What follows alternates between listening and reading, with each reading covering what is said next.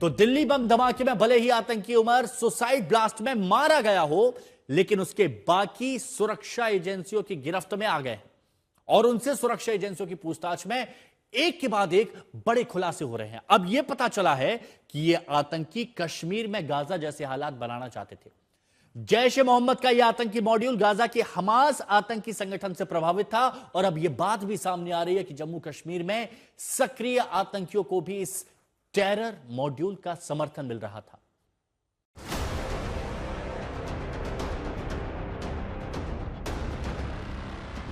पहले white collar terror module का Pakistan connection सामने आया।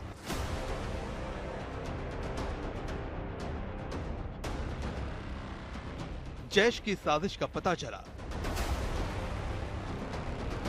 देश में आतंक के नेटवर्क को लेकर कई चौंकाने वाली जानकारी सामने आई।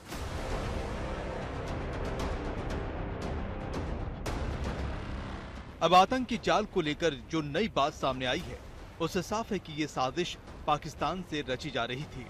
देश के कई राज्यों में इसे अंजाम देने की तैयारी थी और सेंटर था जम्मू कश्मीर।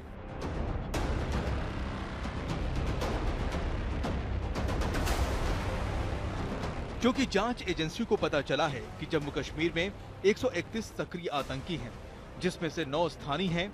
आशंका है कि ये आतंकी व्हाइट कॉलर टेरर मॉड्यूल से सीधे कनेक्ट हैं।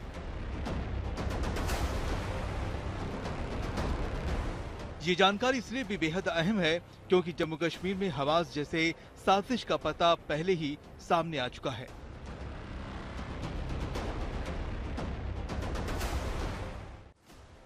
सूत्रों के हवाले से पता चला है कि जैश लश्कर का ये डॉक्टर मॉड्यूल हमास की तर्ज पर अस्पतालों में हथियार इकट्ठा करने की योजना पर काम कर रहा था, ठीक वैसे ही जैसे हमास ने गजा के अस्पतालों में हथियार जमा किए थे। ये भी पता लगा है कि आतंकियों के इस मॉड्यूल की प्लानिंग जम्मू कश्मीर के बारामूला, अनंतनाग और बडगाम के अस्पतालों में हथियारों का स्टोरेज बनाने में की थी। इसका खुलासा गिरफ्तार डॉक्टर आदिल राठर से पूछताछ में हुआ है। लाल किले धमाके में शामिल फरीदाबाद मॉड्यूल को लेकर के अब अलग अलग तरीके के खुलासे इस वक्त हो रहे हैं।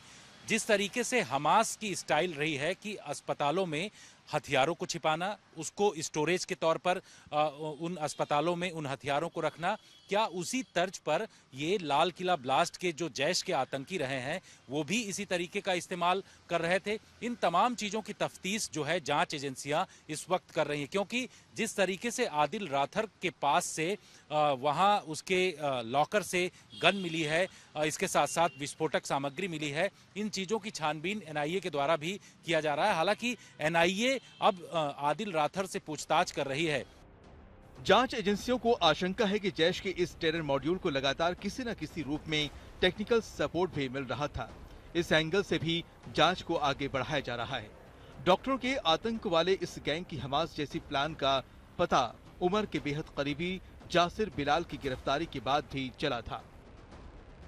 जांच में ये बात सामने आई है कि इनकी देश में कई जगहों पर ट्रिपल लेयर अटैक की तैयारी थी, जिसके तहत ड्रोन, रॉकेट और फिर आखिर में कार में ब्लास्ट करना था। जासिर बिलाल काफी समय से ड्रोन तकनीक पर काम कर रहा था। इसकी योजना ड्रोन में बदलाव पर बम लगाने का सेटअप तैयार करने की थी, जिससे धमाके कर ज्यादा से ज्यादा नुकसान पहुंचाया जा सके। जांच एजेंसियां दिल्ली धमाके की एक एक कड़ियां जोड़ रही हैं और हर साजिश का पर्दाफाश करने में जुटी हैं। दिल्ली से हिमांशु मिश्रा, जितेंद्र बहादुर सिंह के साथ अरविंद ओझा, आज तक।